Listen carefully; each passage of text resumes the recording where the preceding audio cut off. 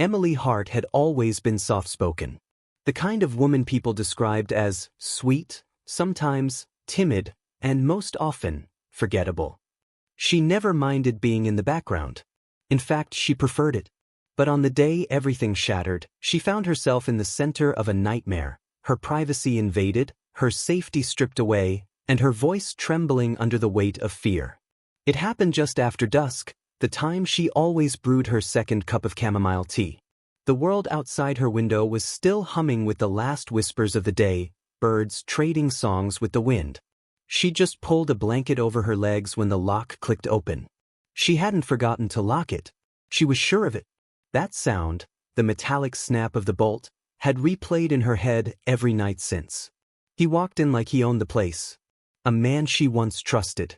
A man who had smiled at her in meetings, spoken to her kindly, helped her carry heavy boxes to her car. His name was Derek Fallon, and he worked just 2 floors above her in the same office building. When she screamed, he smiled. What followed was a blur of broken things. Her lamp, her rib, her sense of the world. But somehow, between crawling to her phone and hiding in the dark bathroom, she managed to dial 911. That night she was rescued. But the part no one could rescue was her mind. The feeling that even locked doors weren't safe. That people wore masks too easily. Weeks passed. The months. Therapy came. Nightmares stayed. And then came Max. He was taller than most German shepherds, with fur like burnished oak and eyes that studied her the moment they met. She'd chosen him from a program that paired trauma survivors with specialized service dogs. The trainer had warned her, Max was highly intelligent, but slow to bond. He would need patience. Emily didn't mind. At first, Max was distant, dutiful. He lay near her, followed her commands, escorted her outside when she needed air. But something shifted the night she collapsed in the hallway, sobbing over a piece of mail with Derek's name on it. She hadn't even realized he still had her address, something left over from an old office contact list. Max had come beside her, gently placing his head on her chest. Not pawing, not licking. Just pressing his warmth into her heartbeat until it slowed. That was the first time she slept through the night. From that moment on, Max wasn't just her dog. He was her protector, her anchor, her quiet witness to healing. It was Max who taught her how to walk through the world again. With him, she started going back to grocery stores. She met her sister for coffee. She dared to look people in the eye again. But Emily was still afraid of one thing: the courtroom. When the prosecution called and told her the trial was finally going ahead, her stomach twisted into knots. She wanted justice. She needed it. But standing in front of a jury, facing Derek, reliving everything, it felt impossible. Until she looked at Max. And that was when the idea came. Not from her therapist. Not from the lawyers. From something deeper. An instinct. If Max could sense her panic, could smell the cortisol rising in her bloodstream, could respond before even she knew she was unraveling, maybe he could help her with something else too. She began training him in silence. At night, in their small living room, she'd sit across from him, a piece of chicken in one hand and her other hand hidden just behind her knee. Each finger twitch meant something different. 1 for I feel unsafe. 2 for something is wrong. 3 for watch for lies. Max learned quickly. He was already trained to respond to stress and anxiety, but Emily pushed it further. She played courtroom recordings from YouTube. She mimicked witnesses. She practiced the exact words the defense might use. And she taught Max to recognize her subtle cues, when her voice faltered, when her hands shook under the table, when someone in the room was manipulating the truth. And Max never missed. The training was quiet, private, something just between the two of them. No one else knew, not even her lawyer. Emily feared if she told them, they'd forbid it. Call it unreliable. Tell her Max was just a dog. But Max was not just a dog. He was her truth detector. Her courage. The only creature in her life who had never lied. The night before the trial began, Emily sat with Max on the couch, the television casting flickering shadows across the room. Her hands trembled around her cup of tea. Max rested his chin on her knee, staring up at her as if reading her thoughts. "I'm scared," she whispered. But you already know that, don't you? Max let out a soft huff, his ears twitching. I don't know what they'll say. I don't know if anyone will believe me. Her eyes welled. But if it goes wrong, if I can't speak, I'll give you the sign. And you'll know. Max didn't move. He didn't need to. Emily already understood the answer. The next morning, the courthouse loomed like a castle of steel and stone. Cameras swarmed the steps. Inside, fluorescent lights hummed, and whispers followed her like smoke. But Emily walked straight, head high, Max's leash steady in her grip. She was still afraid. Her hands were cold. Her heart raced. But Max walked beside her with the calm of a soldier. And for the first time in a long time, Emily's heart felt like maybe, just maybe, she wasn't alone anymore. The courtroom had that strange, clinical silence, the kind that settled in your bones like dust. Emily sat stiffly in the witness chair, her palms damp against the grainy wood of the armrest. Max lay at her feet, pressed close to her leg, his eyes open and alert. He looked calm to anyone watching, but Emily could feel the tension in his muscles. He was ready. Across the room, Derek Fallon sat with a smug half-smile stretched across his lips. He wore a gray suit and the same easy confidence he used to charm coworkers, judges, and strangers alike. The courtroom was filled with people, reporters, legal interns, spectators, strangers hungry for drama. Some of them looked bored. Others looked sympathetic. A few watched her with doubt. Emily's stomach churned. The prosecution had already given their opening statements, carefully laying out the evidence and motive.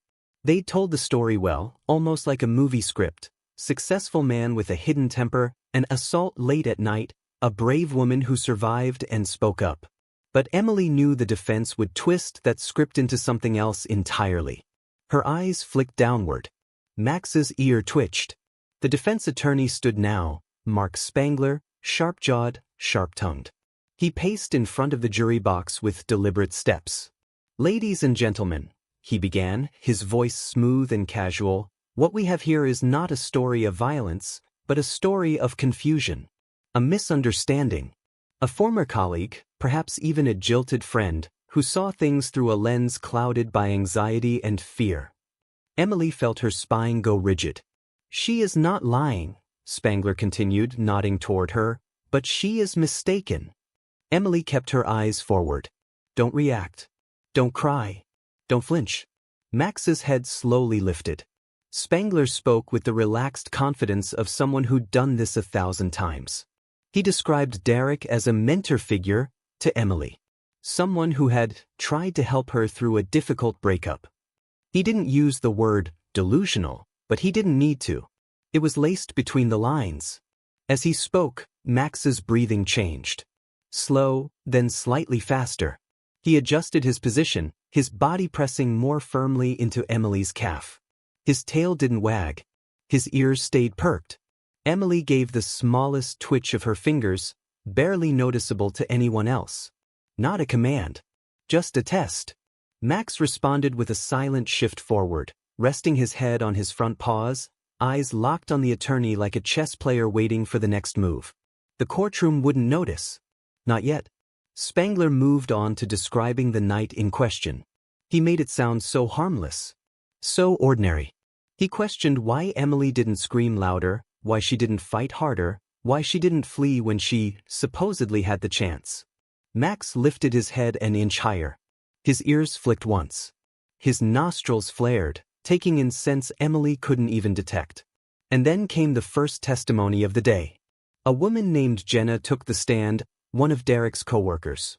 She claimed to have spoken to Emily weeks before the incident and that Emily seemed obsessed with Derek, even flirtatious.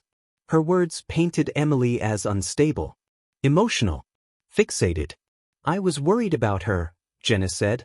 "She didn't seem like she was doing well. She talked about Derek a lot. I even told him to be careful." But Max let out a quiet, almost imperceptible rumble. It wasn't a growl, it was deeper, buried in his chest. Emily felt it before she heard it. Her eyes darted downward and Max looked up at her. He was asking, "Do you want me to act?" Emily's throat tightened. "Not yet." She stared at Jenna, willing her not to look away. There was no obsession. No flirting. She had been polite, maybe quiet, but never inappropriate. She'd barely interacted with Derek beyond work. Everything Jenna said had the gloss of rehearsed half-truths. Spangler smiled. The jury looked confused. Jenna's testimony planted enough doubt to make Emily's heart pound. During recess, Emily sat on a bench outside the courtroom, Max beside her, head tilted up as if he were trying to read her thoughts. "She's lying," she whispered, eyes closed. Max gave a soft sigh, leaning his body against her. Emily's lawyer, a sturdy woman named Claire, sat beside her, flipping through notes. "She's a weak link. Don't let her rattle you. She's not the one that scares me." Claire followed her gaze to the courtroom door. "You mean Derek?" Emily nodded. "He's watching everything. He knows how to perform." Claire looked like she wanted to argue, but instead she asked, "Is your dog okay in there?" "He's intense." "He's trained for this," Emily replied. Claire raised an eyebrow. "Trained how, exactly?" Emily hesitated. She hadn't planned to tell anyone, not yet. Not unless she had to. "I taught him to recognize signs of lying," she said softly. "He can sense changes in voice pitch, heart rate, even scent. I built it into our recovery training." Claire blinked. "You're telling me your dog can detect lies?" Emily looked down at Max, who was calmly watching a fly buzz past. "Yes." Claire didn't laugh. She didn't scoff. She just looked at Max for a long time and said, "Then I hope he's paying attention tomorrow. Because Derek takes the stand in the morning." Emily's chest tightened. That night, Emily barely slept. She lay in bed staring at the ceiling, Max curled beside her, as if he knew the gravity of the coming day. The air felt thick with anticipation. Tomorrow she would see him again. Look him in the eye. Hear him lie. And if the moment came, if things spiraled, if the jury began to slip away from the truth, she would give Max the sign. Just 3 fingers. Barely a twitch. A secret code in plain sight. And then they'd see. The air in the courtroom felt heavier than usual, like the walls themselves were holding their breath. Emily's hands rested in her lap, steady on the surface, but her fingertips twitched in rhythm with the storm building inside her chest. Max sat upright beside her this time, not lying down, not dozing, but tall and tense. His ears were up. His eyes followed every movement in the room. He knew. Today was Derek's turn to speak. He walked to the witness stand like he was heading to a podium to accept an award. Crisp charcoal suit, silver cufflinks, a pocket square folded so precisely it looked machine-cut. His hair was neatly styled, and his expression was calm, too calm. Emily didn't blink. "Mr. Fallon," the defense attorney began smoothly, "can you describe your relationship with Ms. Hart prior to the alleged incident?" Derek smiled. "Of course. Emily and I were friendly co-workers. I always admired her dedication to the job. She seemed lonely sometimes, so I tried to make her feel included." He turned slightly to the jury, like an actor giving a monologue. "I never imagined she'd misunderstand that kindness." Emily's throat clenched. Spangler, the defense, guided Derek through his testimony with precision. Derek denied everything. Claimed he'd stopped by her house that night because he'd been concerned. Said he knocked, but the door was already open. Said he found her upset. Said he tried to help. He made it sound like she had attacked him. That he had been the one afraid. That he had called for help, but had panicked and left before police arrived. Max shifted again. His gaze locked on Derek. He didn't blink either. Claire, Emily's lawyer, stood for cross-examination, her voice level and cutting. "Mr. Fallon, were you invited to Ms. Hart's home that night?" "No," Derek said smoothly. "But she told me earlier in the week that she felt unsafe and alone. I thought maybe she needed someone to talk to." Claire paced slowly. "You thought entering her home unannounced, without permission, was the appropriate way to show concern?" "I thought she was in danger," Derek replied. "I only wanted to help." Liar. Emily didn't need Max to know it. But Max confirmed it anyway. He didn't bark. He didn't growl. He leaned forward an inch, shoulders rising, pupils narrowing. Claire leaned on the stand, watching Derek. You didn't call 911, did you? I panicked. I didn't know how it would look. Claire pressed. Because you knew how it would look. You knew how it was. Derek's jaw flexed. I was trying to protect both of us. Max's breathing grew faster. He glanced up at Emily. She felt the moment coming. The courtroom was quiet, so quiet that even the rustle of papers sounded like a drumbeat. And then the door opened in the back. A new witness entered. A young woman, no older than 22, with trembling hands and hollow eyes. The defense attorney stood quickly. We'd like to present a new witness, Your Honor. Someone who can speak to Ms. Hart's state of mind leading up to the night in question. Claire leaned toward Emily. Who is that? I don't know, Emily whispered. The woman introduced herself as Lydia Barnes.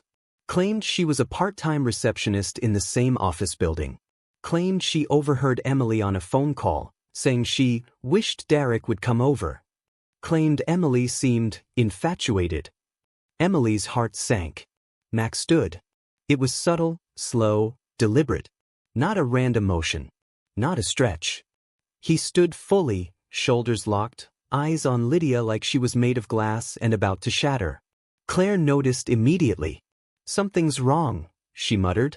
Emily's breath caught. Her fingers twitched, not by accident this time. She gave the sign. 3 fingers gently tapped against her thigh. It was the signal she and Max had practiced for months. Truth is being buried. Danger is near. Speak for me. Max responded instantly. He took a single sharp step forward, his claws clicking against the wooden floor. Then he let out one bark, loud, echoing, crisp as a gunshot. The entire courtroom froze. Gasps rang out. The judge startled. A gavel hit the desk. Order. Control your animal, the judge shouted. Emily stood. Her voice came out stronger than she expected. He's not out of control, Your Honor. He's telling the truth. The room rippled with whispers. The judge narrowed her eyes. Explain yourself, Ms. Hart. Emily took a breath she didn't know she had in her. Max is a trained service dog. He's not just here for emotional support. I trained him to respond to very specific cues, physiological changes, shifts in voice, stress markers. He can detect deception. The judge stared at her. You're saying your dog can detect lies? Emily nodded. I'm saying, when someone lies and they mean to do harm with that lie, Max reacts. He always has. I gave him the signal just now because that woman, she pointed at Lydia, who had gone pale, is lying. She's never spoken to me in her life. Claire stepped forward quickly.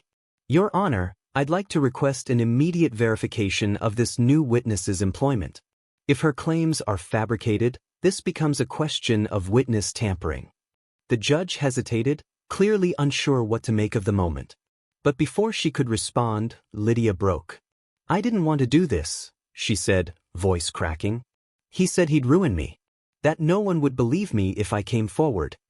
He said if I didn't read the script. Who? Claire asked. Lydia's eyes filled with tears. Derek Fallon. He made me lie. Another wave of gasps. Derek stood, face red, eyes wild. She's lying. Max barked again, short and final. For a long moment, no one in the courtroom spoke. The silence after Lydia's confession was so complete that Emily could hear the soft panting of Max at her side. His body had returned to a neutral stance, but his eyes were still locked on Derek Fallon, sharp, unwavering. A silent accusation that didn't need translation. Your Honor, Claire said firmly, we request an immediate recess and a formal inquiry into this testimony. The defense has presented a witness who just admitted under oath that she was coerced into lying by the defendant. The judge, wide-eyed but regaining her composure, banged the gavel twice. Granted. 15-minute recess. Mr. Fallon, you will remain in this courtroom. Bailiff, please escort the witness and take a statement. Lydia, sobbing now, was gently led away, arms hugging herself as if holding in years of fear. Emily watched her go with a strange mix of pity and validation. Someone else had seen behind the mask. Someone else had finally spoken. Derek sat back down slowly, his fingers gripping the edge of the defense table so tightly his knuckles turned white. Gone was the charming mask. For the first time, the courtroom saw the man Emily had seen that night, cold, controlling, and cornered. Claire turned to Emily. "You just flipped this entire trial on its head." "No," Emily said, reaching down to stroke Max's head. "He did." Max licked her hand once before settling into a sit, head held high like he knew exactly what he'd just done. The courtroom reopened with a different energy. Gone was the smug arrogance of the defense team. Spangler looked pale. Derek's jaw was clenched. And the jury? They weren't even pretending to hide their suspicion anymore. The judge addressed the court. "In light of the recent developments, we've expedited an inquiry into the witness's identity and connection to the defendant. It has been confirmed Ms. Barnes was not employed in the same office as the plaintiff or defendant. Further, preliminary review of her phone shows multiple communications with Mr. Fallon in the days leading up to this testimony." Murmurs rose across the courtroom. Claire stood tall. "At this time, Your Honor, we would like to submit new evidence that the defense attempted to suppress. Surveillance footage obtained from a traffic camera 2 blocks from Ms. Hart's residence on the night of the attack." Emily's heart jumped. She hadn't seen this yet. Claire hadn't told her they'd found it. The judge nodded. "Proceed." The video was grainy but clear enough to recognize the vehicle. Derek's car. Time-stamped and parked a full hour before he claimed to have arrived. Then, footage of him walking down the street, alone, toward Emily's neighborhood. No phone in hand. No signs of concern. Just deliberate, calculated motion. Claire pointed to the timestamp. "This directly contradicts his testimony.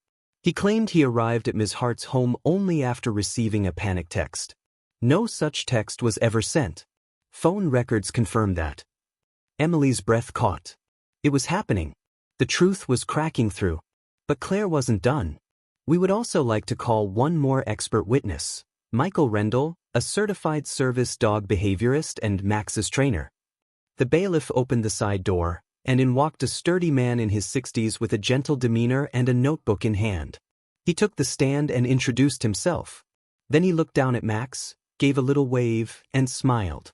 "Mr. Rendell," Claire asked, "can you explain what Max is trained to do?" He nodded. "Max is trained for both emotional support and alert response. He's particularly skilled at detecting emotional spikes, fear, stress, adrenaline, but Emily worked with me to take his training further. We built in response behaviors to specific signs she gives, and more importantly, we reinforced his reactions to dishonesty." "Dishonesty?" the judge asked, skeptical. Rendell nodded. "Dogs can't detect lies in the way humans think of it, but they're incredible at reading physiological changes. Vocal shifts, facial tension, scent changes, especially stress hormones. Max is uniquely intuitive. Emily conditioned him to respond only when multiple signs align, her signal plus his detection of deception." Claire raised an eyebrow. "So when Max barked in this courtroom, it wasn't a random behavior?" "No. It was an intentional response to a trained signal in a context of high emotional stress." The judge leaned back in her chair, clearly digesting something she hadn't expected to be dealing with in a courtroom. "And in your professional opinion, is that reliable?" Rendell smiled softly. "Let's put it this way, Your Honor. I've worked with dozens of service dogs over 30 years. Max? He's never been wrong." Derek exploded. "This is insane," he yelled, standing so fast his chair crashed backward. "You're all seriously listening to a dog?" The judge slammed the gavel. "Mr. Fallon, sit down." He didn't. "This is a circus. She's manipulating you. She trained the damn thing to bark at anyone she wants to frame." Max stood again, posture square, chest forward. His lips curled slightly. Not a growl, just a promise that he was watching. That he would act if needed. "Order in the court," the judge bellowed. "Mr. Fallon, you are now under investigation for witness tampering, obstruction of justice, and perjury. Sit down." 2 bailiffs moved toward Derek. He looked around wildly, realizing he'd lost control. Not just of the narrative. Of everything. As the bailiffs guided him to his seat, Emily exhaled for the first time in what felt like years. Claire leaned in, voice low. "We've got him." Outside, the reporters were already gathering. News had spread like wildfire. "Dog detects lie in courtroom," the headlines screamed. Max's photo was everywhere, standing, alert, his eyes glowing like a guardian of truth. Emily didn't care about the cameras.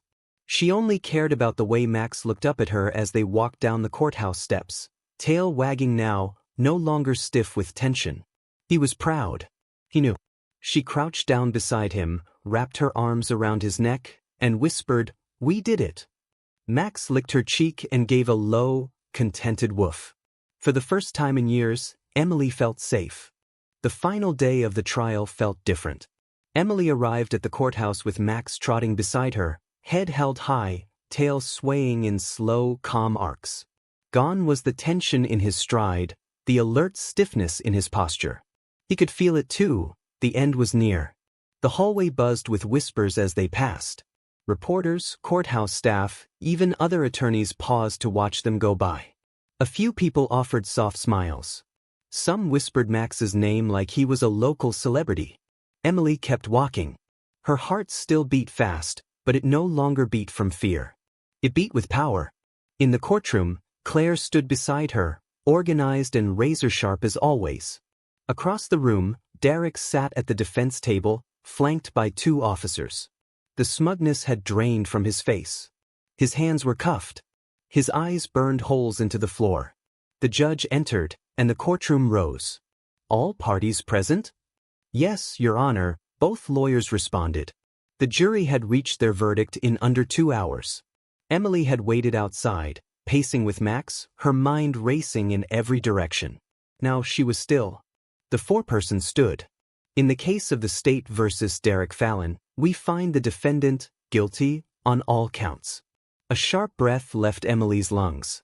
She hadn't even realized she was holding it. Gasps rose behind her. Someone sobbed. A gavel tapped for silence. Derek didn't move. Didn't yell. Didn't cry. He just stared blankly ahead, as if the world had dimmed and he was finally realizing it wouldn't turn back on. The judge issued her statement. Sentencing would come later. But Derek would not leave this building a free man. And Emily? She had already served her sentence, in silence, in fear, in isolation. Today, she walked out free. Outside the courthouse, the crowd had grown. Cameras flashed. Journalists leaned in. Questions flew like hailstones. "Emily, how did you know the witness was lying? Is it true your dog was trained to detect deception? Is Max available for interviews?" Emily smiled gently but kept walking. Then a young girl stepped forward from the crowd, no older than 10, with her mother close behind. She held a small sketch pad, the pages fluttering in the breeze. "Excuse me," the girl said shyly, "I drew a picture of Max. I saw him on TV. I think he's a hero." Emily knelt down, her voice catching. "Can I see it?" The girl handed over the drawing. It was messy and wonderful. Max, bold and tall, wearing a red cape and standing in front of a courtroom. Above his head, in big block letters, "Truth Dog." Emily blinked fast, her voice breaking. "That's perfect. Thank you." The girl reached out to pet Max, and he leaned in, letting her scratch behind his ears. "Can he really tell when people lie?" the girl whispered. Emily smiled. "He doesn't need to know the lie. He just knows when something's wrong. And then he tells me." The girl nodded seriously, as if Max were some ancient protector sent to guard the innocent. Maybe he was. Later that night, Emily sat curled on her couch with Max asleep at her feet, his head resting on her slippered toes. The house was still. Peaceful. Not silent in that crushing, lonely way, but in a gentle, earned way. She held a mug of tea in her hands, the steam curling like breath in the air. The television played quietly in the background, news coverage from the trial. Her name was everywhere. So was Max's. Emily Hart and her service dog Max stunned the courtroom today with an unorthodox but undeniably powerful testimony. For many, Max is more than a service animal. He's become a symbol of truth, loyalty, and the unspoken bond between survivor and guardian. She smiled and muted the TV. Enough noise for one day. Her phone buzzed on the table. A message from Claire. Verdicts in. Media storms just starting. You okay? Back. Better than okay. Thank you. Then she reached down and stroked Max's head. You changed everything, she whispered. He didn't stir. He didn't need to. He knew. The next week, Emily returned to the service dog training center, not for more help, but to volunteer. She walked through the kennels with Max beside her, the familiar sounds of paws, soft barks, and jingling collars filling the air. The trainer, Rendell, gave her a warm, surprised hug. We haven't had this much attention in years, he chuckled. Max has turned you both into local legends. I'm not the legend, she said, scratching Max behind the ear. He is. They walked past rows of young dogs in training, nervous, excited, unshaped.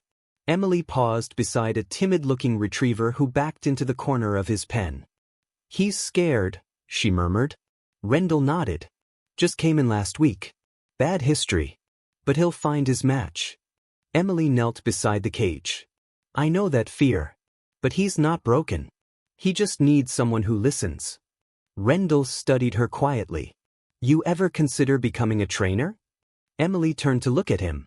No, she said. But maybe it's time. That night, after the sun had dipped below the rooftops and the world went soft again, Emily stood on her porch, watching the stars blink into the sky. Max sat beside her, the warm glow of the porch light making his fur shimmer like gold. She took a deep breath of the cool air. No more panic in her chest. No more shadow at the door. I never thought I'd feel normal again, she said softly. Max leaned into her side. But maybe this is better than normal. He gave one soft bark in agreement. She laughed. Yeah. I think we're gonna be okay. And together, they stood in the quiet, side by side, no longer survivor and service dog, but partners, bonded by trust, by courage, and by one impossible moment when a secret sign changed everything.